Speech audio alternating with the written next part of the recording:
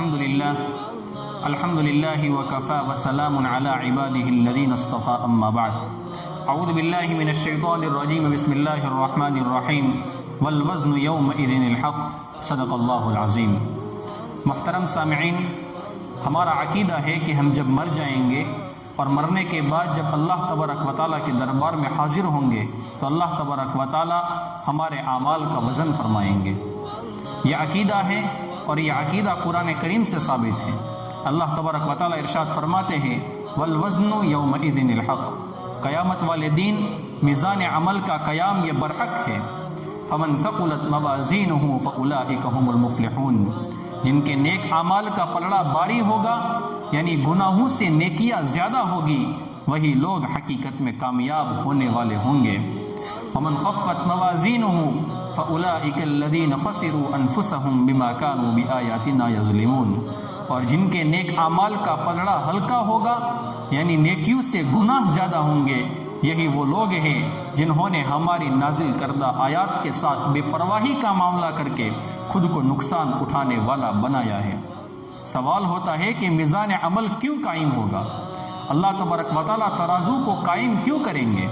اس کا جواب خود اللہ رب العزت ارشاد فرماتے ہیں وَنَضَعُ الْمَوَازِينَ الْقِسْطَ لِيَوْمِ الْقِيَامَةِ فَلَا تُظْلَمُ نَفْسٌ شَيْئًا وَإِنْ كَانَ مِثْقَالَ حَبَّةٍ مِّنْ خَرْدَلٍ أَتَيْنَا بِهَا وَكَفَى بِنَا حَاسِبِينَ، اور قیامت والے دن ہم ایسی ترازو قائم کریں گے جو سراپا انصاف ہوگی، چنانچہ کسی پر کچھ بھی ظلم نہیں ہوگا، اور کسی کا کوئی عمل رائے کے دانے کے برابر بھی ہوگا تو ہم اسے سب کے سامنے لے آئیں گے، اور حساب لینے کے لیے ہم خود ہی کافی ہیں۔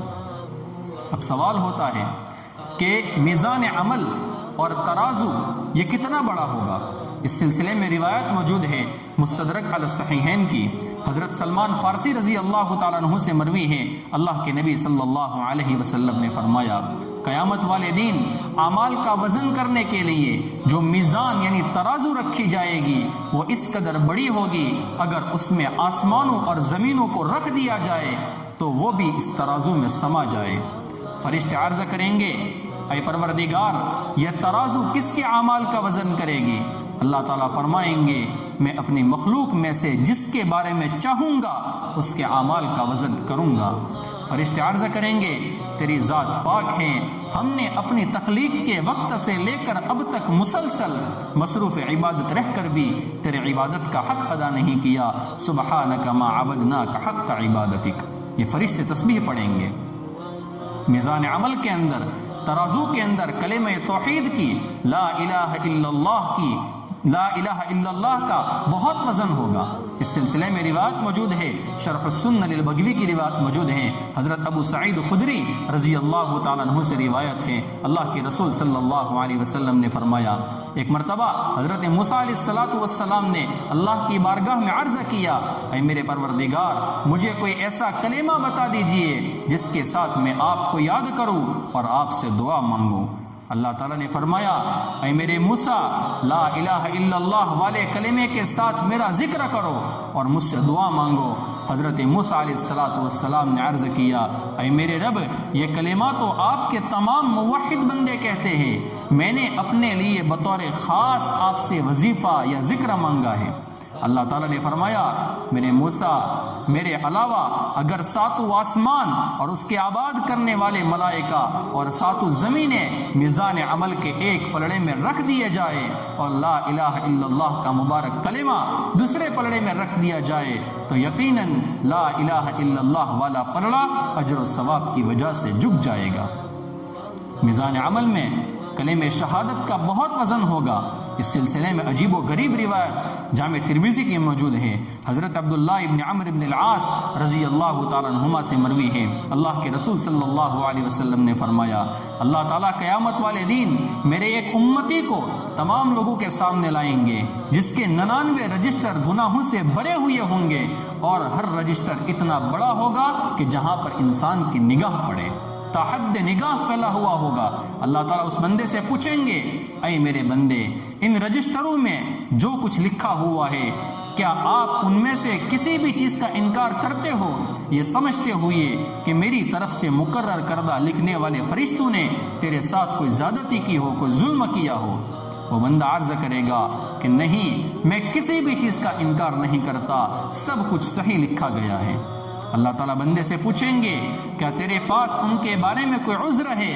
وہ عرض کرے گا اے میرے رب، میرے پاس کوئی عذر بھی نہیں ہے۔ تب اللہ تعالیٰ فرمائیں گے میرے پاس تیری ایک نیکی باقی ہے، اور آج آپ پر کوئی ظلم نہیں ہوگا۔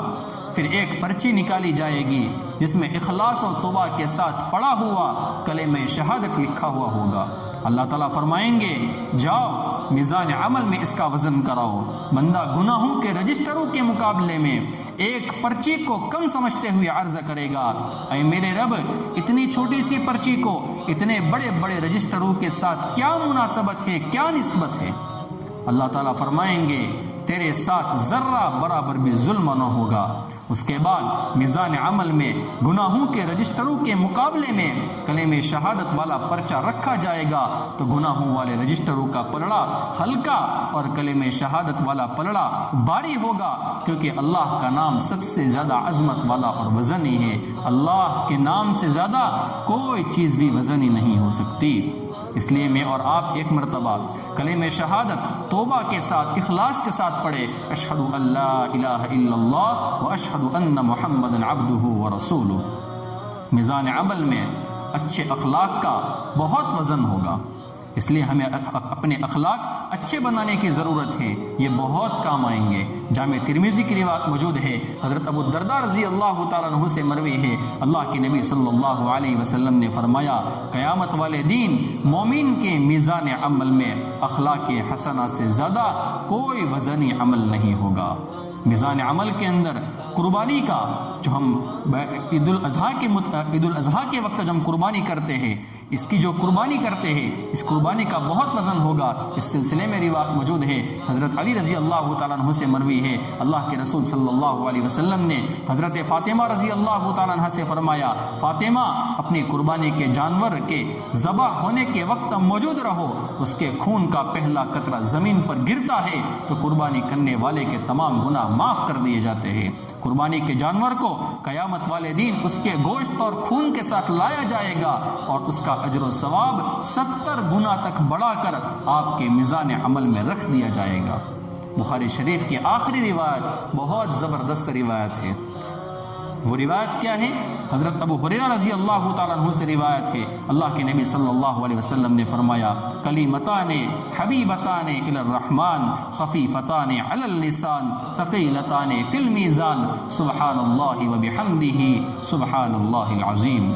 اللہ کے نبی نے فرمایا دو ایسے مبارک کلمے ہیں جو اللہ تبارک و تعالیٰ کو بہت ہی محبوب ہے، زبان سے ادائیگی کے وقت انتہائی آسان ہے لیکن میزان عمل میں بہت ہی وزنی ہے، اور وہ دو کلمے کون سے ہیں؟ سبحان اللہ وبحمدہ سبحان اللہ العظیم۔